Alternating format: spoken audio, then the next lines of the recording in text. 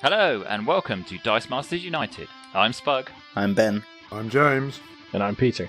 Coming up in this episode, We're focusing on cards with the shield energy type. What typifies them, which go against type, and which is the shieldiest shield of them all. James puts our iron-willed shield knowledge to the test with one of his fabricated quizzes. Can we regenerate in time? And we round off with a couple of Dark Phoenix spoilers before bringing you news about the next Dice Fight XL online tournament that's coming to a webcam near you. All that and more in the latest episode of Dice Masters United.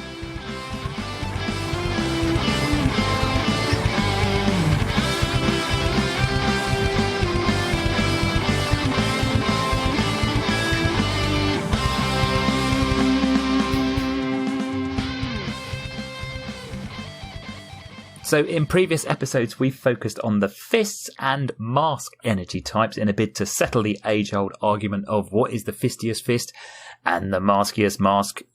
Guy Gardner and PXG, if I remember correctly, based on what our listeners voted for.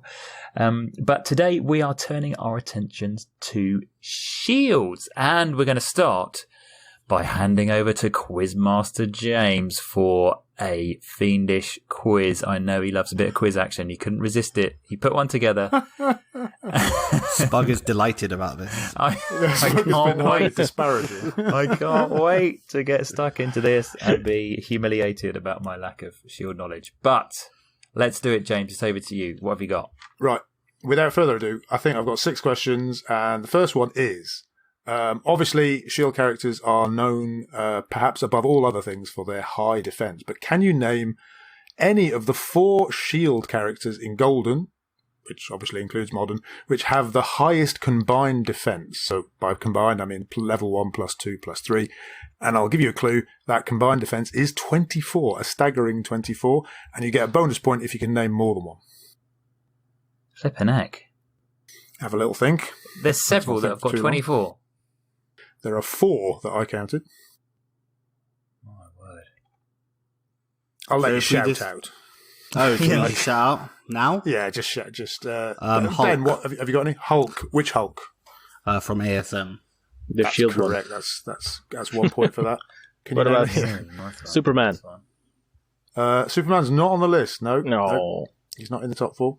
What about that thing from Yu-Gi-Oh? Is that a shield? You know, that thing that's got 10? The Winged Dragon of Ra. Yeah. It's not a shield. That's I a think bolt. Yeah. There is one of them, Grasping at straws. which is one of the other gods. No. No. I'll give you a clue. Let's You have need 9. You need to look at turtles for 2 of them. Really? Hamato Yep. Yoshi? April. Is correct. Very good. No, not April. No. She's a And- beast. Splinter. No. The dude with the thing in his stomach. Krang. Krang. Yes. Krang. One more. With the There's face in one his belly. from what's that? Warhammer. That's what we're after. Warhammer. What's the highest defense in Warhammer? Oh, The- yeah. I know it. I used it. I played it. He's got Handy Global. Mortarian. Mortarian, No, yes. that's very high. No, that's second highest. I think. Reboot I think he might be down Gilliman? to about 20. Curse. That is correct, Peter. Yay. Our Peter, global well expert. Yeah. Okay. Very good. So, Spug. You'll be very pleased to hear we're not going to keep track of the scores today. I am. Yeah, I am. Of course, I am too. Yeah. Okay. Yeah. Okay. Question I would 2. like to point out at this point that I did actually manage to win one of these quizzes before. But anyway, let's move on, James. Come on. Fix. Shields are not generally known for their high attack values, but some certainly buck this trend.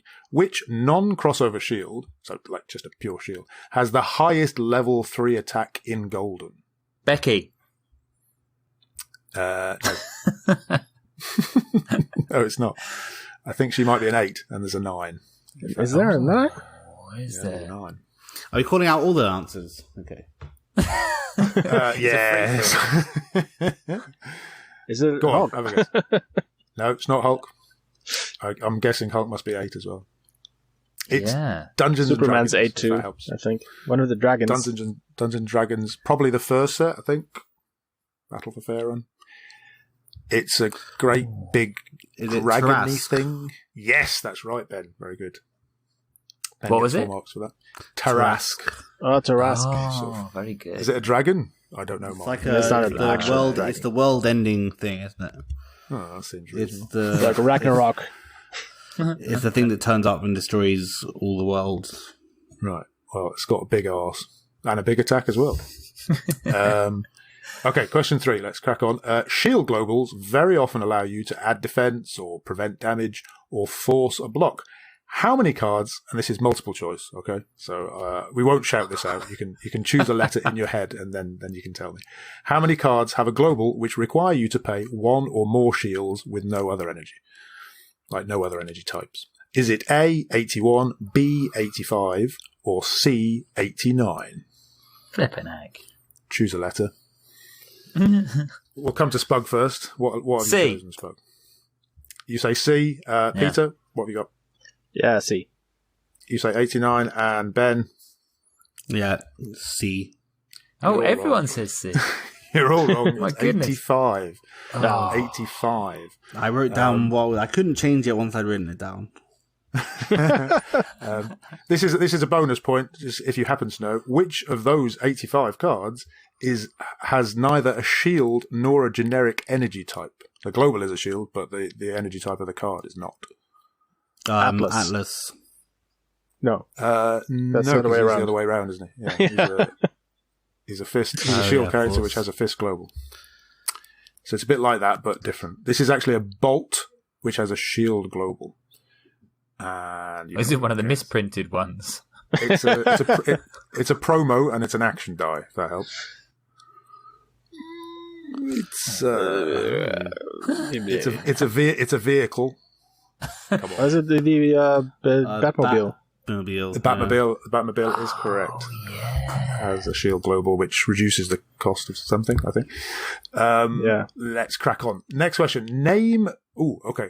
Continuing on the subject of globals, name the 3 globals, or name any of the 3 globals, which require you to pay 2 shields. Not 1, but 2. And there are 3 of these globals. 2 of them quite recent. Drax from Infinity Gauntlet is correct. Yep. Kurt Angle. Is correct from WWE. And the other one is a little bit older. Is it one of the Phoenix Force ones? Nope. No, Yeah. that's a Dr. double Doom? fist for Colossus. Dr. Doom is just a shield. No, just the one. He is a very shieldy character. It's not that old. It's sort of medium old. from my favourite set, Guardians of the Galaxy. Groot? It is Groot. Oh, Groot, Yes! of course. I know you identify with Groot quite strongly. Hmm. That was your cue, Spug. Oh, He's got that. I am. No, it didn't work. It didn't work. It didn't work. Brilliant. Let me tell you what if I can find it. His global says, Guardians of the Galaxy, the monster from Planet X, pay 2 shields, gain 1 life. Use this ability only once per turn. You didn't remember that one, did you? No, that's rubbish, isn't it? Yeah. I've lost my quiz. There we go. Okay. We've got just 2 more questions, and the last... You'll like this one, and then you won't like the last one because it's about subtitles. Ugh. So this question is, recently there was somebody on Facebook was asking about designing a Thor team, and the Warriors 3 came into it, and it was quite interesting. So the question is, which of the Warriors 3 is a shield? Oh, jeez. The fat one. It is the fat one, but what's his name? Volstagg. It is Volstagg. Very good. Can you, for bonus points, can you name the other 2 Warriors 3? Hogun and Fandral. Fandro. Ooh, and for more bonus points, can you tell me what their energy types are? Fandral is a Bolt. Bolt. Bolt is right, very good, and Hogan is Fist. is correct. Ooh, you are good. Oh. Okay, last question. See, Spug, much more fun than you anticipated. What are the 2 shield sidekick fixers and bonus points for their subtitles? So you got one from Green Arrow, the Flash, and one from Jesus. the Mighty Thor. Yeah, it's never the remember Rainbow this. Road thing, isn't it? Yes, that's not what it's called, but yes. Well, I know one of them. Could you be Mario. I know the I don't know the subtitles. I know the subtitle of one of them. Oh. Okay, Peter first. Peter, what have you got for the main titles? The Bifrost and Cyborg. Is correct. And Ben has a subtitle. Go on. Cyborg is Technis Imperative. Oh yeah, Very that good. one. Well done. Okay. Isn't Bifrost something with Spug? like Einstein Rosen thing? No, that's different. It's It is. That's Yes. right. It's the it's the bridge between realms. Oh yeah. yeah. Bridge between realms. Oh, that is what he said. Yeah. Sorry, did I Yeah. break up a little bit? Yeah, I heard that. So there you go. There's my quiz. I declare all of you the winner, but especially probably Ben. I think. Yeah, to be fair. Yeah, well, thank you very much, James. That was actually far more entertaining than I was expecting, so well done. So, Never do that again. should we talk about a few shield cards so we can try to get to the bottom of the shieldiest shield? Because we know we're going to have to have a vote again, aren't we, this time? So, what kind of thing defines a shield, Ben? How would you sort of define the things that classically make up a shield card? I think shield may be the hardest to define, but generally they're defensive pieces, aren't they? They're sort of ones that protect you from whatever your opponent is going to do, and then generally you kind of build up a big enough wall of characters to be able to attack through with combat damage in some form. They also have kind of a few combat tricks with the globals that we'll get into later. One of my favorite globals. But yeah, in general, they're kind of defensive pieces that kind of wait out a win. Yeah. Peter, what's your view on that? Yeah, no, the same. It's mostly defensive in nature, except a few notable exceptions, of course, which we'll get to later. But yeah, both in terms of globals and abilities, a lot of them are like life gaining, defense buffs, damage prevention, that sort of stuff. Yeah. And stat-wise, what are they? They tend to have any particular features? Yes, Big they arses. have. Yes, Yeah. And they Like cannot Volstagg. lie. Yeah, they do tend to have big butts. That is certainly true. itty bitty waists and round things in your face. You're, leading us towards a title. James, do you want to add anything to that? Not No, the I big think butts you conversation. got it covered. But what makes absolutely fine. What makes a good sort of- what makes a good shield? Defensive, big bottom, control-y sorts of things, and redirection and prevention, as the others have said. Yep. Yeah, I think generally in comparison to masks, which is probably the other control-y one, masks tend to affect what your opponent can do and their energy, whereas shields generally tend to focus on controlling the characters on the field.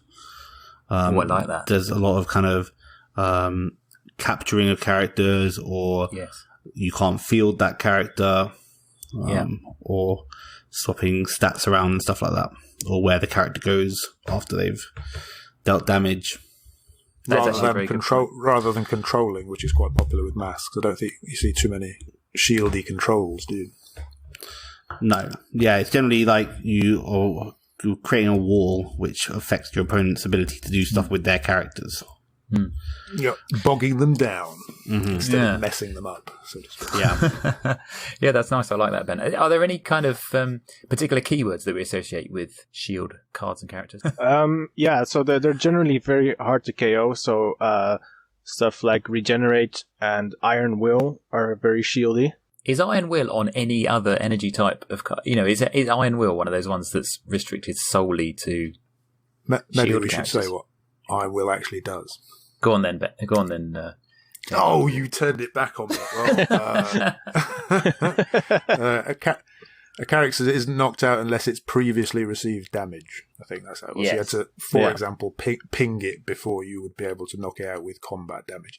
But it was weirdly ruled that if they were double blocked, that would count as previously receiving damage, which because they would take damage twice. But I don't know. Yeah, but it wasn't previous. It was literally simultaneous, which makes no sense. But whatever. Okay. Well, it's simultaneously, but not exactly simultaneous. It's one of those things. No, but I know at least of one fist character that has Iron Will. I think the promo Colossus. Oh yeah, he was great. The 4-cost promo Colossus, he was brilliant. Yeah, But there might be others. big stats. But mostly shields. School, right? Yeah. Yeah, that's right. Yeah. Yeah, he was really cool because he was the flip. He was the flip one, wasn't he? They had Iron Will on one side, and then he gave something X-Men Overcrush on the characters Overcrush on the other side. Yeah, one of the things I also think about is, I know it's not strictly just shields, but the fabricate mechanic from D&D tends to be the best on shield characters, and that I kind of, again, I have this picture of walls and being built, and you kind of, with the fabricate, you're kind of tearing them down as you choose to like restructure how your defensives are going. So you can KO. So fabricate is you KO. There's two numbers. You get a first number, which is the number of dice you have to KO, and the second number, so you might get like a 2-5. Second number is how much those dice have to add up to in their purchase cost. So if it's 2-5, you could do two characters. One could be a 5 cost, and one could be a sidekick, which is 0 cost, or it could be a 2 cost and a 3 cost. And the good one for this was Flesh Golem, which was a 2-3 or 2-4? 2-4. Yeah, I think it might have even been 2-3. I think it was 3 on the Flesh Golem. I think. Yeah. 2-3. Okay, yeah. That So this rare is really one cheap was- to get. And then all the golems, which are the ones that have fabricate, generally didn't do much outside of redirecting damage, but that KO mechanic, which you could do to purchase a die, was really effective. And I always thought about that as kind of restructuring your defenses as you wanted. Yeah. And then, the other part of the golems is that they have all that redirecting or defensive stuff, which adds defensive buffs, which again strengthens your defense. Yeah. No, that's Shields good are very point. much in the majority, actually. The only one, unless I'm searching wrongly, the only one which wasn't a shield is the clay golem, which saw a lot of play, but everything else is, in fact, got flesh. Everything with pretty much everything that's got fabricate is a shield. Everything with golem in the Flesh, title. I iron, know there's amber. a tomb guardian. Yeah.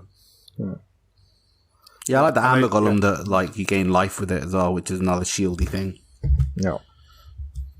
What if you Yeah, want to Jim- KO something that's got iron will in order to fabricate something? Can you do it? Rules lawyers.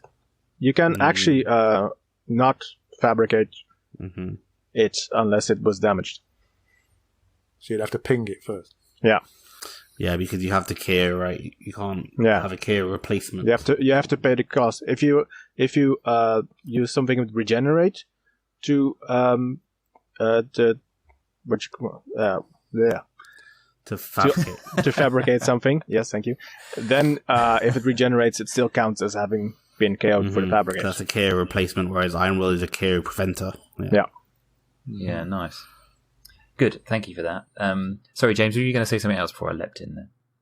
No. Just that there was the one that doesn't have golem in the title is a tomb guardian, which is also a shield, same die as the flesh golem. Yeah, they're all Yeah. cool. And there is another keyword, though, that we haven't mentioned that does seem to crop up on shields, kind of maybe surprisingly often, which is Overcrush, right? Yes. It is the second most overcrushy energy type after fists. Mm-hmm. Yeah, that feels a bit surprising in a way, because, we've all the stuff we've talked about is control and defense, but then you've got Overcrush being a really common word. I find that surprising. Maybe it's a sort of tanky nature. And when you rile the tank, they just go. Yeah, I see the whole point about them is, another card that we probably, I don't know if we're going to mention it in our Shieldiest Shield, but maybe, I don't know, the Half-Elf Bard, which probably is one of the most impactful cards that we've ever had in the game. Yeah. I see in a similar vein to Overcrush in that it's a shield win condition, because that card, as with Overcrush, is kind of all about setting up your defenses until you're kind of ready to just like James said with the tank, like actually just run over an opponent and absolutely destroy them. So the Overcrush kind of does that, and there's a good example. My favorite example of that with the shields, apart from Becky, is the Bizarro. Oh, yeah. The rare that gets +2 attack for each card your opponent has with a global, and then it has Overcrush as well. So yeah, it's just this massive tanky unit that just kind of destroys something in one go. And that's the kind of Overcrushy vibe. Yeah. I always thought that. It's interesting how those kind of go together. But I think that's a nice way of describing it. Should we talk through a few of the notable Shieldiest Shield kind of contenders then? Who wants to start with some actual cards, some actual examples? I'll do Alfred, because that's predictable. You love Alfred. What else am I going to say other than Alfred? Go on and talk about Alfred. What does he do? Where's he from? What was his text? So Alfred is great, and he's from World's Finest. It's the uncommon that I'm thinking of. His subtitle is MI5. He's a 2-cost shield with a BAT affiliation. He's an ally, so I spoke about him when we talked about allies. But if you don't remember, or you haven't listened to it, well, clearly you should go back and find it. But in the meantime, when KO'd, you may roll a sidekick or Batman die from your use pile. If you roll an energy result, return Alfred to the field zone at level 1. Either way, return the roll die to the use pile. So it's a little bit like Regenerate, except it's not Regenerate because it's a genuine... It's not a KO replacement. It is actually a KO, and he goes properly away, and it triggers, therefore, all kinds of fun things like Vibranium Shield, for example, which we talked about before. We don't need to talk about again. And all you need to have is an appropriate, either a Psychic die or a Batman die in your use pile, and there are ways of engineering that with Create Food and Water, for example. And yeah, great for comboing, and also great as a defender. He just keeps coming back, and he can save your butt. Is he possibly your favourite card in the whole game, James? Do you have a he might. Alfred, he might well be. I did sort of dress. I mentioned, I think last time, I dressed as Alfred for a particular game. I don't think I'll be doing that again, but yeah, I like it. He's got a vibe going on. He's certainly one of the most memorable characters, and obviously the fact that you can't get rid of him easily, I think, is, as you pointed out, very nicely shieldy. Indeed. He sticks around. Ben, are you an Alfred fan? No, not really. I really didn't like that Vibranium Shield team. It's a lot of faff for a stupid win condition. But, I mean, he was effective and he's a pain to play against. I just don't like watching my opponent roll dice, so it's not fun for me playing against him. He's a great card. Yeah, that is certainly true. Okay, so Alfred is definitely a contender. What other ones have we got? Ben, what do you want to mention? I guess I will take the probably the piece that mattered the most in the Shield Ring team. For those of you who don't know, Ring teams are the ones based around Lantern Ring, and Lantern Ring basically makes energy types more effective by giving them win condition. But the Shield piece, they kind of went against the Fist meta, sort of, at the time, the Guy Gardner meta anyway, which was our Fistiest Fist, is Namorita Aquatic Beauty, which is a 3-cost shield from the Civil War set. Namorita reads, when Namorita KOs a non-shield character die with combat damage, place that KO die in the use pile. And she had some nice stats defensively, 1-3, 2-4, and 2-6. But the main reason for her being so great was with the kind of flippy stat messing globals that shields have. You could kind of have her out. Guy Gardner would attack because Guy Gardner has to attack, and then you block with Namorita, carrying the Guy Gardner and sending it to the use pile. And anytime you can send something to the use pile, it's particularly effective at clogging your opponent's bag. But it's just a great defensive unit to have out. And then you can attack with it, flip its stats, and then you have a 6 attacker, which is pretty good for a 3-cost. Yeah, she was cool. Yeah, she was good in the Civil War. I mean, that we don't necessarily.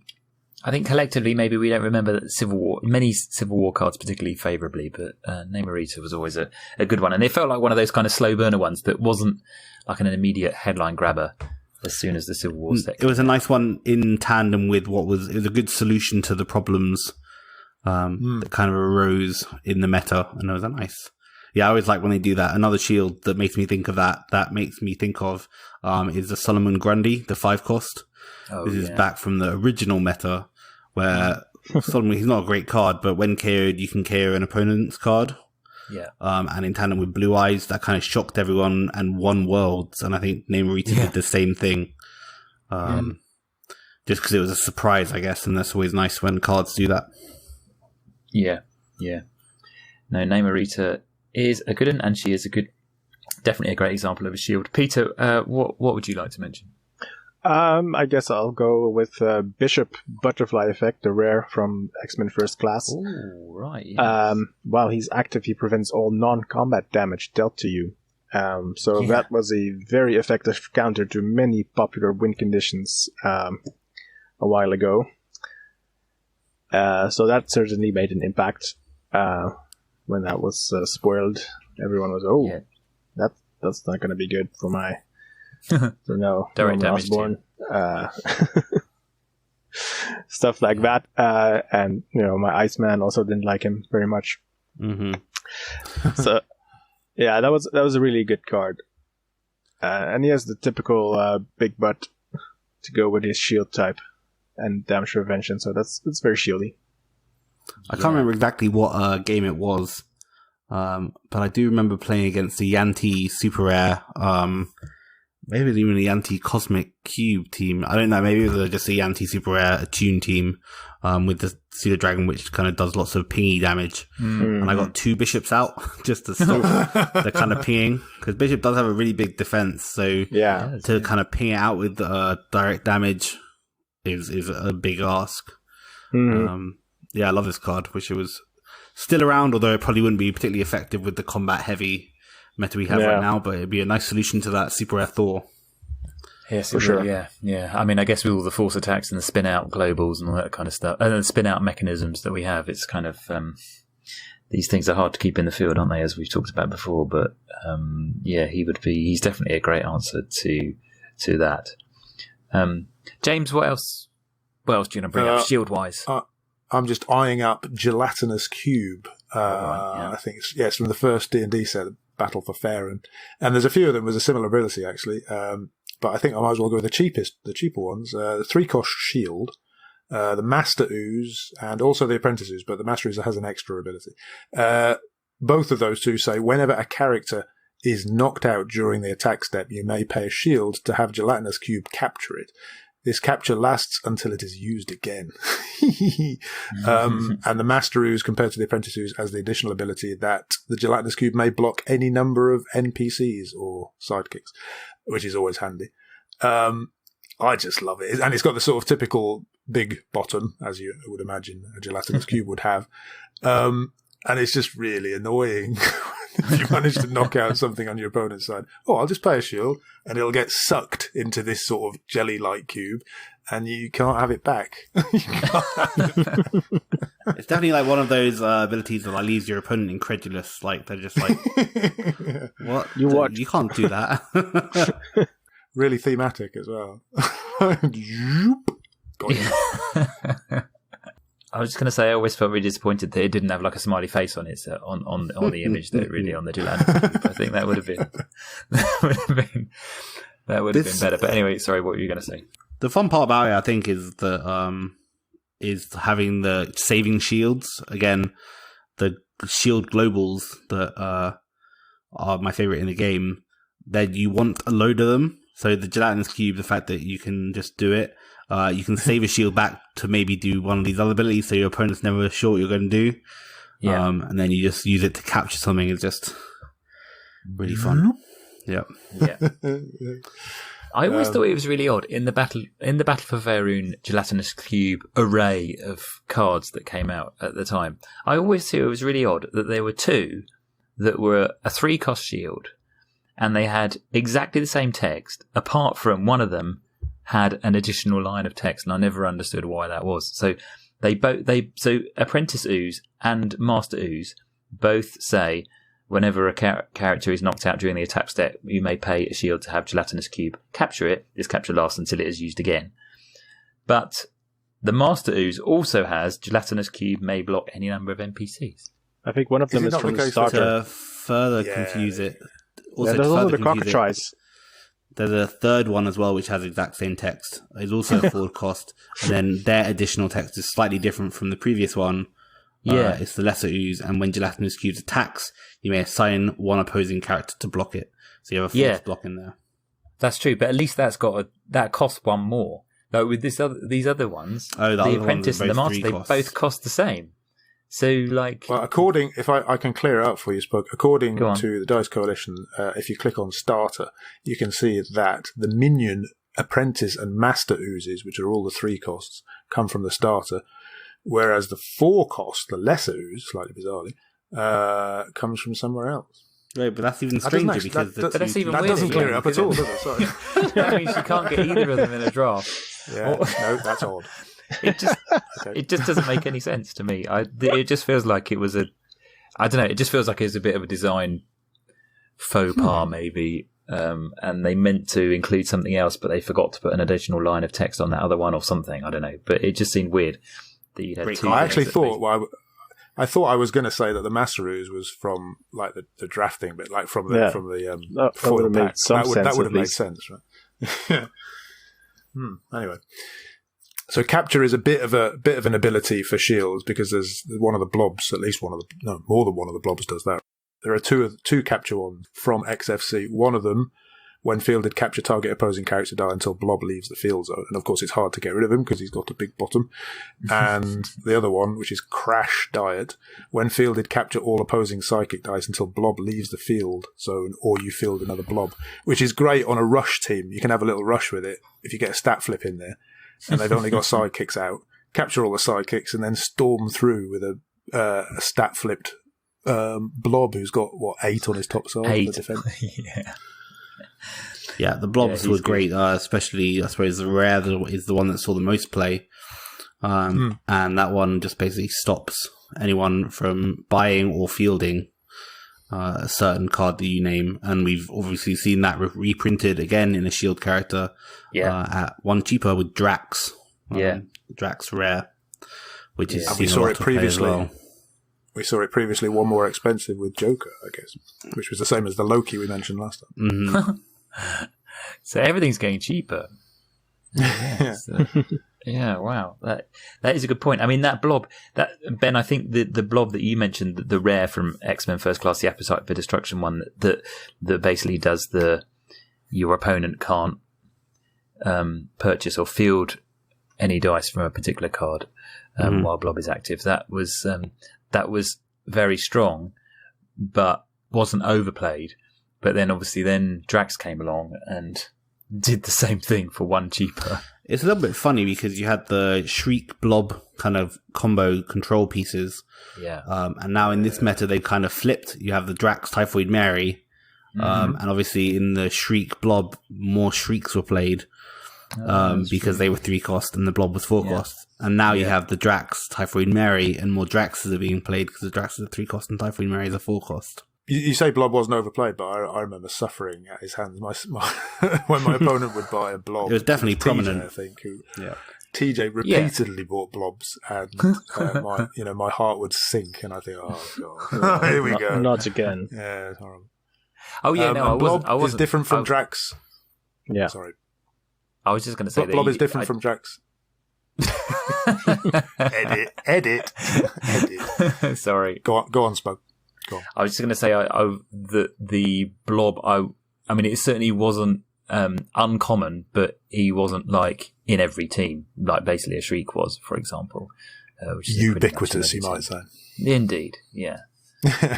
And he's different from Drax in that he says you can apply it to action dice, or at least continuous action dice, right? Because you field a continuous action die, whereas Drax doesn't do that, and so doesn't work against Godcatcher. I forget what Drax text. Yeah, it says and you can also prevent them from buying an action that's even though it's not a continuous one with Blob. Yes. Although they're not it would not work. Drax has the problem that he says you may not purchase or field that character specifically, so it doesn't work on action dice. But it is cheaper. Exactly. Yeah, that's good. Should we talk a little bit about Jinzo? Because we can't forget Jinzo, can we, from the old Yu-Gi-Oh? He's another one that that's more than my heart thinking. That's like actual like taste of bile in my mouth. Yeah. No. So shall I just read the text of what Jinzo says? For anybody who hasn't had the nightmare of facing a Jinzo, he's a 6-cost shield and he's from the Yu-Gi-Oh set, and he says, while this monster is active, your opponent must pay 2 life to use an action die or global ability. And obviously at that time everybody was going Professor X global crazy and using PXG up to 3 times a turn. But then suddenly this thing came along, and you had to pay 2 life every time you wanted to use any of those globals. And man, did it make life painful, James. I can feel your pain almost from the other side of the continent. I had such a horrible experience against Dano. Thank you, Dano. In a Giants tournament where everything has to cost 6 cost and more, or maybe it was 5, I forget. But he brought Jinzo, and I just massively committed suicide on Jinzo by just ramping for my win con, which I think was probably Grod, because I like my Grod cannon. And I just basically killed myself. He just sat there and let me let me kill myself. And since that day, I have banned Jinzo in every Giants tournament in Dice Fight because I hate him. It's just bloody killjoy. Yeah, I guess you won't have to ban Jinzo when he reappears in the form of Lilandra. Yes. So what's going on there, Ben? 5. So Ministry of Dice obviously spoiled some of the cards from the Dark Phoenix set in their 100th episode. Yeah. The Jinzo reprint effectively is on now a super rare at 5 cost. It's still a shield, I think. Yeah, it is. But does the same ability, right? It does. Mm-hmm. It's exactly one cheaper. Oh, what fun! What joy! Good times. I mean, it's exciting to have Jinzo. I actually have fond memories of Jinzo because I don't know how much you remember of this bug, but one of the players in our game group, Gareth, used to love a mask ring team. Yeah. And leading up to UK Games Expo or UK WizKids, whatever it is, Nationals. Yeah. The mask ring was kind of the favorite team to win. Yeah. And I kind of developed this Jinzo team to specifically stop Gareth's mask ring team because I don't particularly like ring teams. Because they rely so much on parallax. But yeah, having the Jinzo and Umber Hulk rare, that combo in tandem kind of really killed that ring team. Yeah. And I have fond memories of playing it like that.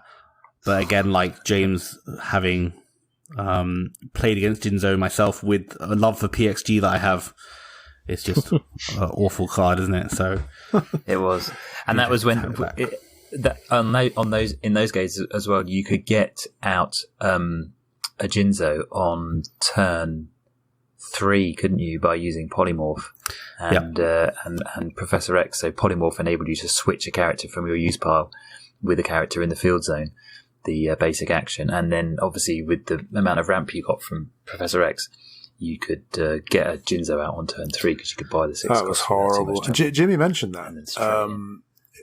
Jimmy mentioned that in the interview, and he also mentioned that Mutation is coming back in Dark Phoenix. But what I was waiting for is the Professor X global coming back, because you can't do that fully effectively without. Well, I don't know. Maybe you can actually. I think. Yeah, with all the reduction globals we have now, I don't know. Maybe with the pre-captain glow, it's not that far out of reach. Yeah. I mean, if you think about 5, right, doing the Atlantis trick. Yeah, true. Where you buy Atlantis, prep it. Yeah. I mean, my heart sinks anytime a new card is spoiled that happens to be a super rare and happens to be good. My heart always sinks, and this Lilandra definitely falls into that. Still looking for that super rare Thor, if anyone has one. I've got one, but you're not having it. Oh, thanks for that, James. Same.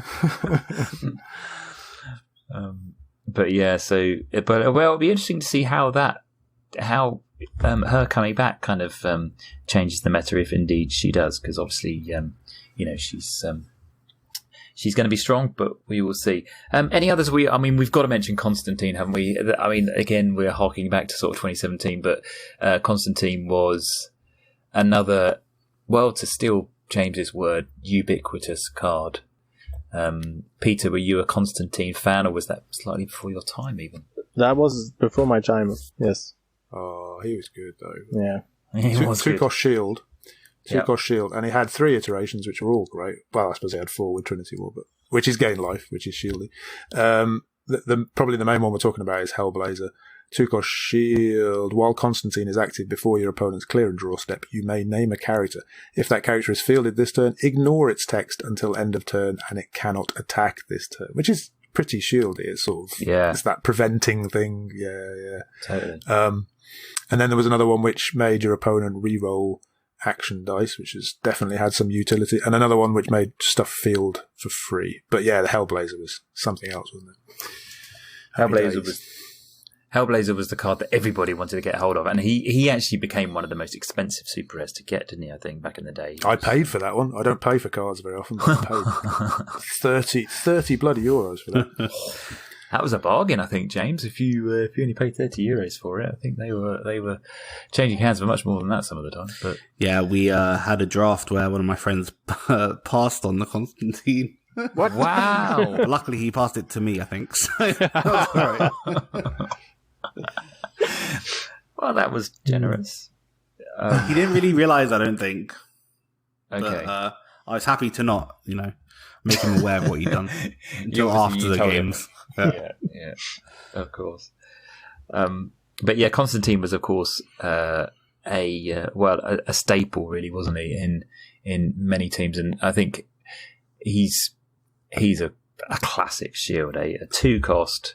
You can get him out early. You can mess with your opponent, and of course, he prevented when. I mean, the obvious thing is he prevented when fielded abilities. So he was brilliant against things like Gobby at Becky. the time, which is well, yeah, but not at the time. But I'd like to see that. Dwarf Wizard. Yeah, we'd love to have Constantine. I think this is probably on top of, if not the top of, almost everyone's wish list, isn't it? To come back. Don't reprint Jinzo, reprint this. That's the sort of control that I can dig. Yeah, I'm obviously not much of a control person, but that is a card, Mayblazer. We were sort of promised it in Spider-Man, so maybe, maybe it'll come back one day. Who knows? I think that will appear somewhere. I mean, against Pip and Becky, Drax and Typhoid Mary stops all of those. Yeah. No, for sure. So what? I mean, we're going to have to talk. Just mention a few that maybe buck the trend a little bit. I mean, Becky is obviously a great example of that. I mean, she's a hyper aggressive card, isn't she? Re-rolling stuff out, and with Overcrush, and with massive stats. She feels like a real kind of anti-shield in a way. She's the sort of tank shield that we mentioned, right? Yeah, I think the difference with her is like. In my head, you kind of wait with the shield. The whole point is to wait, whereas Becky's just kind of like handle breaks off. Just buy Becky, don't care about anything else, and just swing. Yeah, that is a good point. We got any other atypical shields that we want to just give a shout out to? I think the Bard is the one to talk about, isn't it? Because Bard is such a kind of divisive card anyway. But in my head, it kind of works as a shield because it was so predicated on having those control pieces out, getting your Dwarf Wizard, getting your Oracle, getting your Elf Thief, and kind of controlling the board. And then Bard was ready for when you had to go, when you were comfortable in your forces. But then people played it with Bard Rush. I mean, it was such a good card that it kind of breaks all of this stuff down. It was so good that you could rush and win on turn 3 with it, which is not a shieldy thing to do. No, not at all. So he's a 4-cost shield. He's a 4-cost shield with the ability when half-elf Bard attacks, each attacking character die gets +1A and +1D for each of your other different character dice. Not even different character dice that are attacking, just different character dice. If you have a field of a few different characters, you can get a massive buff for each of your things. So yes, Ben, sorry, I just wanted to jump in and quickly give that text. So do check out the vids that Nick and I made recently if you want to see some more Bard action. It's gross, but it turns out that in Modern it's not as gross as it used to be. Maybe. No, bring back Bard. True, yeah. Bring back Bard. Maybe. What? That's not what I'm saying. Make it +2 this time. We should probably wrap up this particular little section. So we just want to nominate some of our shieldiest shields. What are we going for? Ben, what's your shieldiest shield? Well, can I, just before we wrap up this section, go on. Can I do a brief divergence into globals? Oh, go on. Because shields are probably my favourite globals in the game. One that goes really well with Becky, obviously, is the Force Block global, which originally appeared on the Giant Spider, I think, in shield form anyway. And it's just pay a shield, choose a character, that character has to block. But the two main ones that I loved and what made Shield and makes Shields great, I think, are the switching defense buffs. So you can swap. So one of the great things about Shields is they always have a big butt. And being able to swing that around and making that the attack in your defense. So you can change a blob to from a 1/8 to an 8/1, which is suddenly terrifying. But my main love. Is it a little bit like that scene in Civil War where they all kind of run towards each other at the airport, only they're all actually running backwards? They're pointing their butts at each other because they've had their stats flipped and they're attacking with their backsides. 1, 2, 3, 4. I declare a bum war. Oh dear. But my favourite has to be, obviously, my darling is the Transfer Power / Splinter Teachings Global, which is the ultimate form of. It's probably the only way in this game where you can kind of have that kind of global trickery, the kind of surprise. Here's what's happening. You didn't expect that, and there is something very, very, very, very, very satisfying about your opponent attacking with like character they buffed up to 10 attack or whatever. You being like, okay, I'll let that through. Then being like, okay. And then you just be like, and now that I'm not declaring any blockers, I'm going to swap your 10 attack with my sidekick's 1 attack. And then or even worse, or the other way around. Or even worse, when I'm letting one of your bloody sidekicks through and you suddenly swap over something or even that's got 10 that. attack on my side. Or the other classic is, was it Dwarf Wizard, which had 0 attack on some of its faces. Yeah. Oh, yeah. So you could swap your Dwarf Wizard 0 attack with something that they had, and then swap their attack and defense around, so they suddenly have 0 defense because their attack is now their defense, and then they suddenly have to get KO'd. Hilarious. Shenanitastic. Oh, brilliant. Yes, indeed. What a global. We need that global back. Are Shields, in fact, the best globals then? Quick question. Are Shields the best globals? They're the most fun, I think. We didn't even say Resurrection. Resurrection is a shield. Draw a die from your back. Rip Hunters and Becky also for Prey. Yeah. Arch Nemesis is also fun. Oh, yes. Yeah, and then even like the Samantha Wilson damage prevention globals are very interesting as well, aren't they? I mean, you can do a ton if you can have, outside of Professor X global, which is my favourite global of all time, definitely Shields by a long way. Yeah, I'm with that. There are some crackers there. You're certainly right. Yeah, no, thank you for diverting us into those little Shield globals there, Ben. So let's pick. Who wants to pick put forward their Shieldiest shield? What are we going for? Alfred. I feel like, James, I don't even need to ask you. You're going to go for Alfred. The Shieldiest shield. Peter, what's yours? Tricky. I guess I'll go with Bishop. Bishop, yeah, right. Ben, what's yours? So this is for our poll, isn't it? Yeah. I want to go Namerita, but I'd also be interested in seeing what people thought about Bard as well. As the Shieldiest shield? No. I veto that.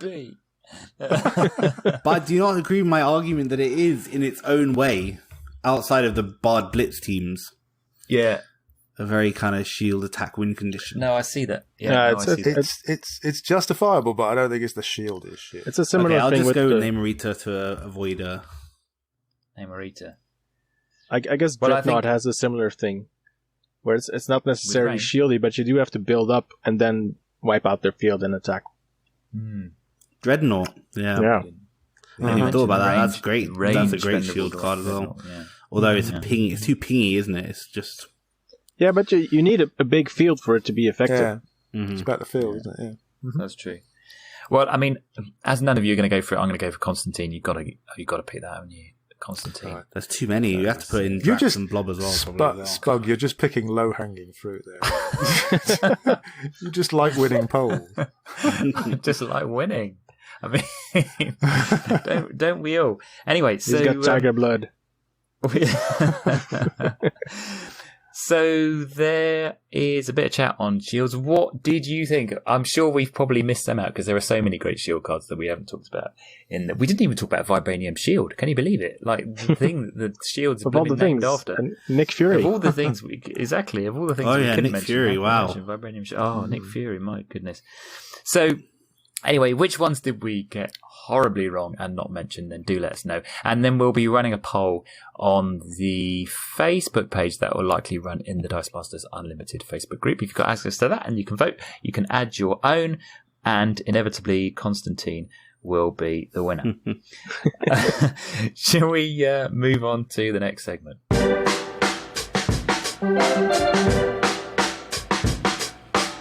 Okay, well, it's exciting times as COVID starts to recede and the WizKids marketing machine starts to whir back into life with some spoilers. And we are very excited to announce that we have been given a couple of spoilers from WizKids. So thank you very much to Jimmy O'Brien for providing these two. We are very excited to be revealing them, and they are both in fitting with this particular episode. They are both shields. So which one shall we start with, and who wants to read it out? I'll go with Blob. It's a 4-cost MGH dependent. He's a Brotherhood of Evil Mutants affiliated character. Yeah. And he has the same classic Blob stats with a 2-1-8 on top level, which is the standout. And then he has, when fielded, lose 1 life. But also Intimidate. Ooh, interesting. So when fielded, lose 1 life, and also Intimidate on a 4-cost shield. What do we think? How good do we think this is? He's the Did you say he's the uncommon? Forgive me if you. I know, uncommon. If you did mention that. Yeah, he's uncommon. I mean, I think Intimidate without any stipulation is good. Yeah. I want to know what MGH stands for. MGH. Yeah. I just Googled it and found nothing relevant. Let us know. Answers on a postcard, please. Something with mutant, probably. Yeah. Right, mutant growth hormone.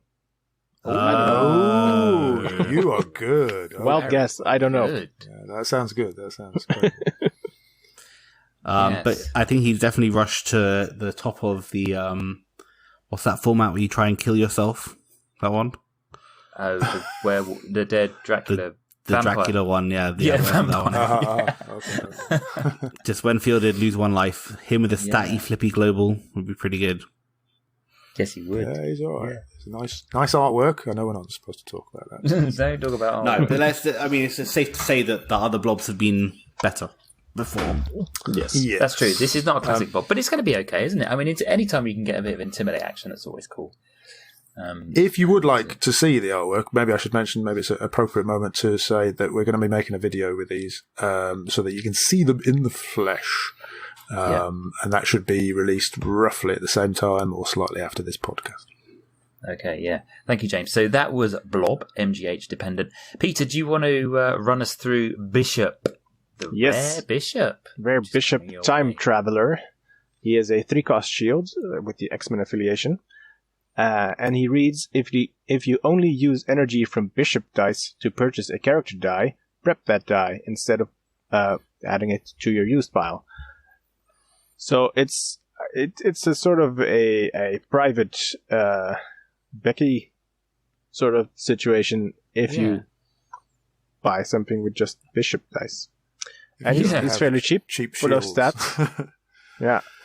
So you're going to want some 1- and 2-cost shields maybe. But still, with some luck. Good 2-cost shield, Atlantis. Atlantis, Gazer. Fish. He's called Time Traveler, and it's quite thematic, I think, in sort of shifting your dice through time. That's quite nice. Good. I got quite excited when I saw it, but then realised the sort of limitation that you had to. It wasn't enough just to spend one of his energy and some other energy, but you actually have to buy the die entirely with Bishop's energy. So you have to invest in a 3-cost in order to prep a 2-cost. But I'm not mad about it. If you think about, I don't know, I think you guys are doing a disservice to how good this card is, actually. Because you can cost reduce the die you buy before you buy it, right? Yeah. So if you buy this, you have a Kree Captain. Now you're suddenly being able to buy a 4-cost Becky with the Bishop dice. Hang on. No, you have to use exclusively his energy, and he doesn't provide fists for Kree Captain. No, but you purchase. Captain isn't you pay only the shield to purchase. Yeah. Oh, okay. If you use the new Blue Eyes Global that's being reprinted a couple of times, so then you have access to a lot more cards, and then it's your own private chalkboard, basically, which is very interesting, I think. I mean, might not be the worst thing. And it's a 3 cost, so you could buy a couple of them as well. Yeah, you can also discount him with Kitty Pryde and get him for 1, and then, there's options. But then also, if you think about, I mean, I have, obviously, we haven't really mentioned it in this podcast, but I am loath to not mention my Shield team, which maybe I should probably play a bit more before I carry on banging on about it. But the Proxima reduces, when fielded, reduces next die you buy by 2. And you kind of loop that, get a couple of them with this. It's not bad. And then also it's a 3 cost with a 2-5-6 stat line. 5-6 for a 3 cost is not bad. Yeah, that's good. Yeah, that's not bad at all. Yeah, that is definitely good. And yeah, if you can buy them, like you say, Ben, if you have a couple of them in rotation, then you could quite easily roll a couple of them at the same time and maybe even have 4 energy to spend on something that you might be. Yeah, you can use Clayface to get him on double energy. Yeah. That's interesting as well. Yeah. Oh, actually, because you could, theoretically, if you go second, buy him, Clayface him in, then buy a 2-cost shield, which you'd automatically prep for turn 2, which is interesting. Yes. It's all good. Definitely combo shenanigans potential, and then he's just a good, solid, statted die. Yep. As well. Yeah. No, he is. He's going to be pretty cool. I think he's going to. So he's a rare. He's going to be pretty. He's going to be pretty sought after, I think, and he's going to be. And he looks like he's going to be pretty good fun. So there's a couple of spoilers. So thank you to WizKids again for providing those. And as James mentioned, we'll be doing a little video revealing these as well on Monday. So if you want to actually see what they look like and you want to see the artwork, then you can do that by visiting our YouTube channel. All right, shall we move on to the next segment?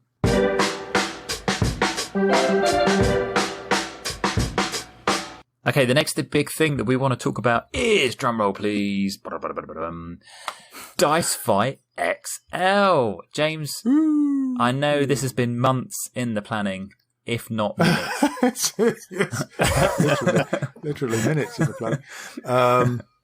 Indeed. What have you got? So, what have you got up your sleeve? Well, this all started a couple of years ago with the Rest of the Worlds. It was a big tournament in the summer, and then we switched last year to calling it Dice Fight XL, which seemed appropriate. And it's basically just a big dice fight. Dice Fight, if you don't know, is an online tournament which happens every Thursday at 9 p.m. UK time, 10 p.m. Central European time, and sometime in the afternoon in America, I imagine. Yeah. And we have, every week we have a different theme. The first Thursday of every month, for example, is our Legacy, where you have to build a team and from cards which have not yet been banned. And we have other events, some of them more competitive, some of them more friendly, some of them, just for fun. And once a year, we have a larger event, which is not on a Thursday, but instead on a Saturday, which sort of makes it perhaps a little bit more accessible for some people who might not be able to play during the week. And I think we've slated that. Oh, I'm rubbish with dates. Spug, remind me, when have we done it for? 14th of August, 2021. There you go. Because we're avoiding the weekend of the July-August prelom in Slovak, where the month of July turns into August, because that's something, isn't it, in England? It's the games thing. The UK Games Expo. Thank you. I'm struggling. So if people, Well, we first met, in fact, James. Indeed. Where our eyes first locked across a sweaty, across a sweaty games room. This is kind of impromptu, but I am going to UK Games Expo, so if anyone wants to meet up there, let me know. Oh, nice, yes. And then 2 weeks later, you can take part in Dice Fight XL. It's in the early planning stages. It's a sort of save the date at this point. But my idea is that it will be a big dice fight, which means that we'll have 35-minute rounds probably, and it'll be life at times, so there'll be no draws, there'll be no faffing about. If we have if we have more people, then we can have like 4 rounds instead of the usual 3, or even 5 if there are loads of people. And we're not particularly planning any prizes. It's for fun. And it will be tons of fun. And the theme, or the format, is slightly tentative at this point, but I wanted to have a more competitive event because we've been avoiding them really recently because modern seems to be kind of solved maybe some time ago, and we haven't had anything new recently. So I've that's not totally true. Of course, there are some other things, but I've been avoiding sort of straight modern red events. But I thought it's about time we had one, but maybe we could have a little twist. So we've got a whole page of spoilers for Dark Phoenix, which of course I'll put in the show notes if you haven't seen it already. So everything that's been spoiled so far, I'm going to let you I'm going to let you proxy some of those cards. We haven't totally decided how many, and I'll have to go through and check that there are appropriate proxies. But because it's X-Men and most of those characters we've seen before, there should be proxies for most of it. So it'll be like a first opportunity to have a little play with the new stuff and see what the new meta might look like. Yeah. I think that'll be cool.